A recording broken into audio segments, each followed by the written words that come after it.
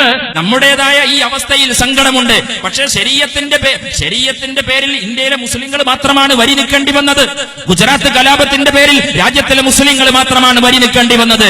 പക്ഷേ കറൻസിയിൽ കയറി പിടിച്ചപ്പോ മുസ്ലിങ്ങളുടെ ഈ ദുരവസ്ഥക്ക് മുമ്പിൽ നിസ്സഹായമായി നോക്കി നിന്ന മുഴുവൻ സംഘികളും, അകത്ത് കാക്കി ട്രൗസറും കുറുവടിയും സൂക്ഷിച്ച മുഴുവൻ മനുഷ്യരും ATM-ന്റെ മുമ്പിൽ ക്യൂ നിൽക്കുമ്പോ ഈ ദുരന്തത്തിൽ ഉള്ളിന്റെ ഉള്ളിൽ നമുക്ക് അപ്രഖ്യാപിതമായ ഒരു സന്തോഷമുണ്ട്. അനുഭവിക്കട്ടെ എന്ന സന്തോഷമാണ്. സോഷ്യൽ മീഡിയയിലെ കുട്ടികളൊക്കെ എത്ര വലിയ പ്രാർത്ഥനയിലാണ്. ജപ്പാനിലേക്ക് ഓടിപ്പോയി എന്ന് പറഞ്ഞപ്പോ ആളുകളൊക്കെ കൊതിച്ചുപോയി. ഏതാ ജപ്പാൻ? 8ാം ക്ലാസ്സിലെ ജോഗ്രഫി ക്ലാസ് ടീച്ചർ ക്ലാസ് എടുത്തപ്പോ ഒരു ദിവസം 3 വീതം എന്ന മട്ടില് ഭൂകമ്പം നടക്കുന്ന നാടാണ് ജപ്പാൻ എന്ന് പഠിപ്പിച്ചിട്ടുണ്ടായിരുന്നു. എപ്പോഴോ നമ്മളത് ഓർത്തുപോയി. മോഡി ജപ്പാനിലാണ് എന്നറിഞ്ഞപ്പോ ജപ്പാനിൽ നിന്ന് ഒരു ഭൂകമ്പത്തിന്റെ സന്തോഷ വാർത്തക്ക് വേണ്ടി നമ്മുടെ ആളുകൾ കാത്തിരുന്നു. പക്ഷേ മോഡി തിരിച്ചു വരുന്നത് വരെ ആ സന്തോഷ വാർത്ത കേൾക്കാൻ പറ്റിയില്ല.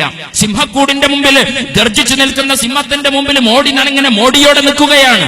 കുട്ടികൾ ആഗ്രഹിച്ചു പോയി, ഈ സിംഹക്കൂടിനകത്ത്, ഗർജിക്കുന്ന സിംഹത്തിന്റെ കൂടിനകത്ത് ഈ ഇരുമ്പ് വേലിയില്ലായിരുന്നു െങ്കിൽ ഒരു രാജ്യം രക്ഷപ്പെടുമായിരുന്നു എന്ന് നവമാധ്യമങ്ങളിലെ കുട്ടികൾ കമന്റ് ചെയ്യുന്ന ഒരു കാലമാണ്. അപ്പൊ അദ്ദേഹം എന്താ പറഞ്ഞേ? ദേശ് കേ ലിയേ എന്നാ പറയുന്നത്. എന്റെ അമ്മയെ കണ്ടില്ലേ? 90 വയസ്സുള്ള സ്വന്തം അമ്മയെ വരി നിർത്തി. എന്റെ അമ്മയെ കണ്ടില്ലേ? പിന്നെ വേറെന്താ പറഞ്ഞത്? എന്റെ ഭാര്യ, ഞാൻ എന്റെ കുടുംബത്തെ ഉപേക്ഷിച്ചത്, എന്റെ കുടുംബത്തെ ഞാൻ ഉപേക്ഷിച്ചത് രാജ്യത്തിന് വേണ്ടിയാണ് എന്ന് പറയുകയാണ് മോഡി. ഞാൻ പറഞ്ഞല്ലോ, ഇന്ത്യയുടെ സൈന്യത്തോടാണ്. ഇവിടെ നിൽക്കുന്ന എന്റെ പ്രിയപ്പെട്ട പാർട്ടി പ്രവർത്തകരെ, ഈ വിഷയം നമ്മുടെ മനസ്സിൽ വേണം. ധനകാര്യമന്ത്രിയോട് ചോദിക്കാതെ, ധനകാര്യ സെക്രട്ടറിയോട് ചോദിക്കാതെ, RBIയുടെ ഏതാനും ബ്യൂറോക്രാറ്റുകളോട് മാത്രം ചോദിച്ച് മോദി നടത്തിയ ഈ തോന്നിവാസമുണ്ടല്ലോ, ആ തോന്നിവാസത്തിന് അദ്ദേഹം അനുമതി ചോദിച്ചത് രാജ്യത്തിന്റെ സൈന്യത്തോടാണ്. ഇന്ത്യയിൽ അങ്ങനെ ഒരു സംഭവം ഉണ്ടായിട്ടില്ല. പ്രധാനമന്ത്രി സൈന്യത്തോട് അനുമതി ചോദിക്കുക. Are you ready?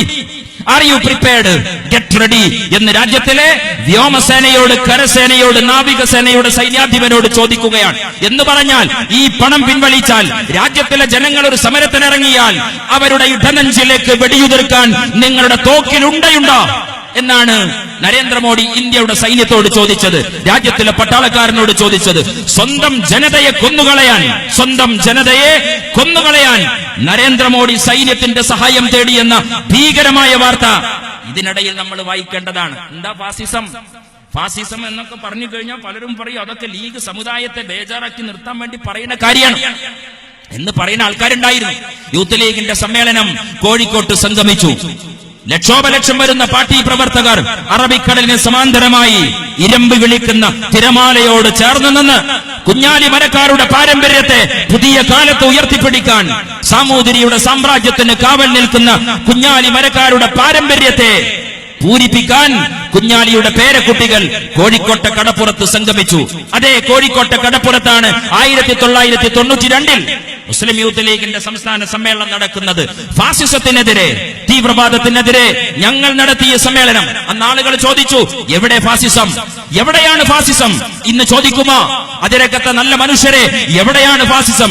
ലീഗ് വിരോധികളോട് പറഞ്ഞേക്കുക, പതിറ്റാണ്ടുകൾക്ക് മുമ്പ് ഞങ്ങൾ ഇത് പറയുമ്പോ നിങ്ങൾക്ക് ബോധ്യമല്ല. ഫാസിസം നിങ്ങളുടെ അടുക്കളയിലുണ്ട്. നിങ്ങൾ ഉണ്ടാക്കുന്ന പാത്രത്തിലെ ഭക്ഷണം ഏതാണ് എന്ന് അന്വേഷിക്കാൻ ഈ രാജ്യത്തിലെ ഫാസിസ്റ്റുകൾ വരികയാണ്. എന്താ ചോറുണ്ടാക്കുന്നത്? എന്താ കറി ഉണ്ടാക്കുന്നത്? ബീഫാണോ? നിൽക്കട്ടെ, ഞങ്ങൾ പറഞ്ഞതിന് ശേഷം ഉണ്ടാക്കാം. ഞങ്ങൾ പറഞ്ഞതിന് ശേഷം ഞങ്ങളുടെ അനുമതി കിട്ടിയിട്ടല്ലാതെ നിങ്ങൾ ഈ രാജ്യത്തിലെ നിങ്ങളുടെ ഭക്ഷണം പോലും നിങ്ങൾ തയ്യാറാക്കരുത് എന്ന് രാജ്യത്തിലെ ഫാസിസ്റ്റുകൾ പറയുന്ന ഒരു കാര്യമാണ്. വീടിന്റെ ബാക്കിലൂടെ അടുക്കളയിൽ RSS, കൊലായ്മലും RSS, സിറ്റ് ഔട്ടിലും RSS. എന്താ സിറ്റ് ഔട്ടിൽ RSS? മോളെ നിക്കാഹ് നടത്തുമ്പോ ചോദിക്കാണ്, വരട്ടെ എന്ന് പറഞ്ഞ് തന്റെ പ്രിയപ്പെട്ട മകളെ ചൊല്ലിക്കൊടുക്കാൻ ഇനി ഇന്ത്യ രാജ്യത്തിലെ നിയമം അനുവദിക്കുന്നില്ല. നമുക്കൊരു കോമൺ സിവിൽ കോഡ് വേണം. രാജ്യത്തിലെ മുസ്ലിം സമൂഹം അവരുടെ വിശ്വാസമായി കൊണ്ടു നടക്കുന്ന ശരീഅത്തിനെതിരെ നരേന്ദ്രമോദി ഒരു മാസം മുമ്പ് എന്താ പറഞ്ഞത്? എനിക്ക് മുസ്ലിം സമുദായത്തിലെ പെൺകുട്ടിയുടെ കണ്ണീര് കാണുമ്പോൾ സങ്കടമാണ് എന്ന് പറഞ്ഞത്. മുസ്ലിം സമുദായത്തിലെ പെണ്ണിന്റെ കണ്ണീര് കാണുമ്പോൾ സങ്കടമാണ്. എന്താ കാര്യം? മുത്തലാഖിന്റെ പേരില് അവൾ വീട്ടിൽ കഷ്ടപ്പെടുകയാണ്.